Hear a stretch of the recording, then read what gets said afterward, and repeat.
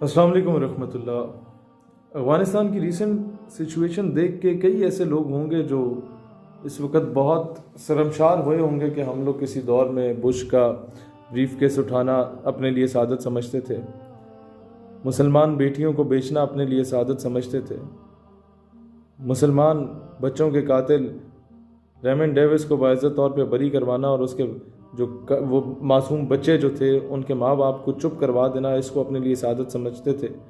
कई ऐसे लोग भी थे जो कर्नल जोसेफ को बाइज़्ज़त तौर पे मुल्क से बरी करने में भी अपनी आफियत समझते थे और ये समझते थे कि शायद हमेशा के लिए हुक्मरानी रहेगी अमेरिका की, और जब जब इनके चरणों में बैठेंगे, इनके तस्मे सीधे करेंगे, इनके बूट पॉलिश करेंगे, हमें इज़्ज़त मिलेगी। आज ऐसे लोगों को मैं रोता हुआ देख रहा हूँ। आज ऐसे लोगों को मैं पिछले 3 दिनों से खामोश देख रहा हूँ। आज ऐसे लोगों को मैं पिछले 3 दिनों से बहुत ज़्यादा शर्मसार देख रहा हूँ। लेकिन शायद वो शर्म उनमें होती तो ज़रूर मानते कि हम गलती पर थे, लेकिन वो ऐसे ढीठ और बेगैरत हैं जिनके लिए कुर्सी की लालच नहीं, लालच छोटा लफ्ज़ है, कुर्सी की हवस that was more than important, इक़्तिदार की हवस that was even more than important.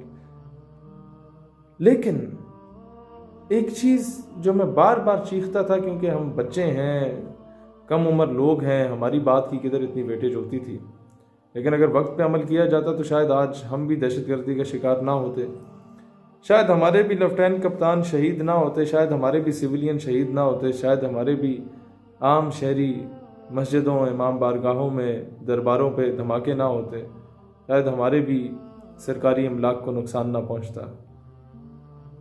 लेकिन जिन्हें अमेरिका के तस्मे सीधे करने, बूट पॉलिश करने से फुर्सत मिले तो वो हमें सुने।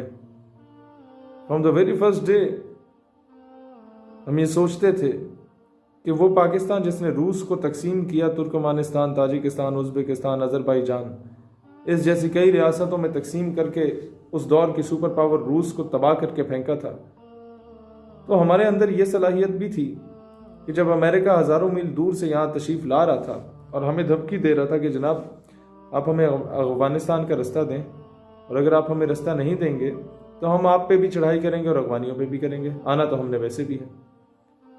तो एक तबका ऐसा था जिसने कहा कि जनाब for the larger interest of Pakistan हम इसे रास्ता दे देते हैं और डॉलर भी ले लेते हैं, अपनी बहन बेटी बेचनी पड़ी तो कोई मसला नहीं, डॉलर जो मिल रहे हैं, अपने बच्चे उठाए जाएं, अपने मौलवी उठाए जाएं, अपने जिहादी उठाए जाएं तो कोई मसला नहीं, बगैर तनख्वाहों के शहादतें देने वाले कश्मीर में उठाए जाएं, मारे जाएं, ड्रोन स्ट्राइक्स में शहीद किए जाएं, कोई मसला नहीं, बाजोड़ के मदरसे में ड्रोन स्ट्राइक करके दर्जनों बच्चों को शहीद कर दिया जाए, कोई मसला नहीं। ऐसा भी तबका था। और फिर इन्हें डर ये था कि अगर पाकिस्तान इन्हें रास्ता नहीं देगा तो शायद इंडिया रास्ता दे दे और फिर इंडिया और अमेरिका मिलकर हमें मारेंगे। लेकिन शायद इन ढगों को ये मालूम नहीं था कि अमेरिका जब हज़ारों मील दूर से तशरीफ ला रहा था तो पाकिस्तान की आवाम तो एंटी अमेरिकन थी ही, लेकिन जिस तरीके से रूस जब इंटरवीन करने की कोशिश कर रहा था तब अमेरिका सुपर पावर की गेम में था, उसने हमें सपोर्ट किया।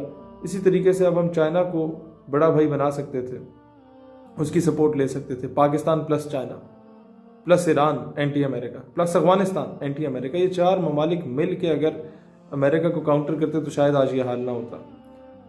रही बात हिंदुस्तान की कि हिंदुस्तान से अगर वो रास्ता लेता अमेरिका तो हम पे भी चढ़ाई करता। तो एक बात याद रखिएगा, अफगानिस्तान का जो बंदा इधर आके फटा था वो एक तबका था, वो पूरे का पूरा तबका नहीं था। वो जहां आके उन लोगों ने फटे, या हमारे यहाँ से कुछ वजीरिस्तान में जो लोग आके अपने उन लोगों ने ठिकाने बनाए हुए थे, ये मुख्तलिफ इलाकों में फाटा में आके बनाए हुए थे, जो आके फट रहे थे, उनमें कहीं ना कहीं एक सॉफ्ट कॉर्नर, एक सॉफ्ट इमेज था, उनमें ग्रुपिंग हो चुकी थी। एक ग्रुप ऐसा भी मौजूद था जो कहता था कि नहीं, हम अपने मुसलमानों को नहीं मारेंगे, हम यहाँ पर इस तरह की हरकत नहीं करेंगे, और एक ऐसा तबका भी था जो कि इंडिया के हाथों यूज हो रहा था। लेकिन जब इंडिया के रास्ते से अमेरिका इंटरवीन करना चाहता अफगानिस्तान, तो फिर वो जंग मुसलमान वर्सेस मुसलमान की ना होती, वो जंग प्योरली मुसलमान वर्सेस कुफर की होती, और वहाँ फिर फटने से पहले वो ना सोचते कि यार हमें फटना चाहिए या नहीं फटना चाहिए, तो इंडिया का बरगस निकाल के रख चुके होते वो लोग। लेकिन पराई जंग में हमने शहादतें भी ली, पराई जंगों में हम लोगों ने अपना नुकसान भी करवाया, पराई जंगों में हम कई साल पीछे भी चले गए। पराई जंगों में हमने अपने मुसलमानों को नाराज़ भी किया। पराई जंगों में हम लोगों ने अपने कौम को सुबाइयत में तकसीम कर दिया, लसानियत में तकसीम कर दिया, और फिर उन्हीं पराई जंगों की नज़र होकर हम लोगों ने अपनी कौम को फ़िरकावारियत की भेंट भी चढ़ा दिया। और फिर उन्हीं पराई जंगों की एवज़ जब हम अमेरिका के अगेंस्ट बात करते थे, या ड्रोन स्ट्राइक के ख़िलाफ़ बात करते थे, या नेटो सप्लाई के ख़िलाफ़ बात करते थे, पिछले 8 सालों में सब ने मुझे जिंदाबाद जिंदाबाद बोला। लेकिन जिस दिन से मैंने नेटो सप्लाई को बंद करने की बात की, सिर्फ उस पराए बंदे को राज़ी करने के लिए मेरे ख़िलाफ़ दर्जनों आर्टिकल लिख दिए गए। किसने लिखे, कहाँ से लिखे, कहाँ पब्लिश हुए, उन बंदों को कोई नहीं जानता, लेकिन आर्टिकल हर पेज पे पब्लिश हो गया कि जी ये तो गद्दार वतन है। इस तरह की बातें, क्या हम किसी और के हाथों में खेल रहे हैं? क्या हम यूज़ हो रहे हैं? क्या हम कठपुतली बन चुके हैं? अगर हैं, यकीनन है, तो कब तक बूट पॉलिश करेंगे अंग्रेज़ों के? कब तक कुत्ते नहलाएंगे अंग्रेज़ों के? कब तक घोड़े नहलाएंगे अंग्रेज़ों के? आखिर 70 साल हम लोगों ने एहतजाज किया कश्मीर के लिए, हमें कश्मीर नहीं मिला। हमें एटॉमिक पावर है, हमें कश्मीर नहीं मिला। हमारे पास दुनिया की बेहतरीन फ़ौज है, हमें कश्मीर नहीं मिला। हमारे पास दुनिया की बेहतरीन वो कौम है जिसकी माएँ बहनें बेटियां भी खाइयाँ बेलचे लेकर मैदान में आ जाती हैं, लेकिन हमें कश्मीर नहीं मिला, क्योंकि हम 70 सालों से एहतजाज कर रहे हैं। अफगानिस्तान ने सिर्फ 19 साल जिहाद किया। उसके किसी माँ को मैंने नहीं देखा कि बच्चों को लेकर उसने दरिया में छलांग मारी हो। किसी बाप को मुफलिसी या भूख प्यास की वजह से खुदकुशी करते नहीं देखा। किसी को मायूसी के आलम में नहीं देखा। पहनने को चप्पल नहीं होते थे, लेकिन नंगे पैर बंदूक लेके निकले होते थे। काबिज फौजों को उन्होंने भगाया।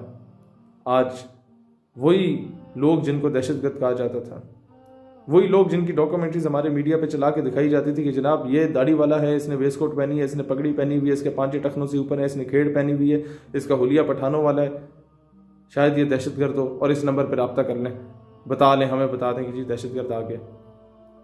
वो दौर भी हमने देखा आज से 7-8 साल पहले के, जब हमारे किसी दोस्त की दाढ़ी या खत बढ़ जाता था तो लोग उसे कहते थे ये क्या दहशतगर्दों वाला हुलिया तुमने बना लिया। वो दौर भी हम देख चुके हैं कि जब हर चौक चौराहे पे अगर चेक किया जाता था तो दाढ़ी वाले को चेक किया जाता था। वो दौर भी हमने देखा कि जब हम पार्कों में जाते थे, कोई दाढ़ी वाला आता था तो हम लोग उठ के साइड पे बैठ जाया करते थे कि शायद ये कोई धमाका तो नहीं करने आ रहा। इस तरीके से 5th जनरेशन वॉरफेयर जो हम कहते हैं कि मीडिया वॉरफेयर है, वो हमने खुद उसके सबसे बड़े शिकार रहे और ख़ुद ही हमने उसे जनरेट करके अपने ही खिलाफ इस्तेमाल किया। दुश्मन ने साजिश नहीं की, हमने खुद सबसे बड़ी साजिश अपने खिलाफ की।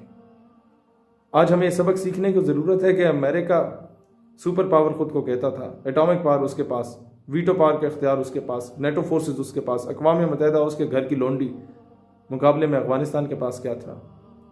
वो ना वो सुपर पावर, ना उसके पास एटॉमिक पावर, ना वो उसके पास वीटो का इख्तियार, ना वो नेटो फोर्सेस में शामिल। 50 मुल्कों से अकेला लड़ता रहा। At the end of the day जिसको दहशतगर्द कहते थे, आज उसी के साथ बैठ के मुज़ाकरात कर रहे हो और उसके मिन्नतें तरले कर रहे हो कि जनाब हमारी फ़ौजों को मारना नहीं, इन्हें बाइज़्ज़त तौर पे मुल्क से बाहर फरार होने देना। तो बात यहाँ पर आके ख़त्म हो जाती है। अल्लाह को पामर्दी मोमिन पे भरोसा, इब्लीस को यूरोप की मशीनों का सहारा। पाकिस्तान हमेशा जिंदाबाद। समझने वालों के लिए इसमें बहुत इशारे हैं, समझदार के लिए इशारा काफ़ी है, इतनी एक्सप्लेनेशन काफ़ी होती है।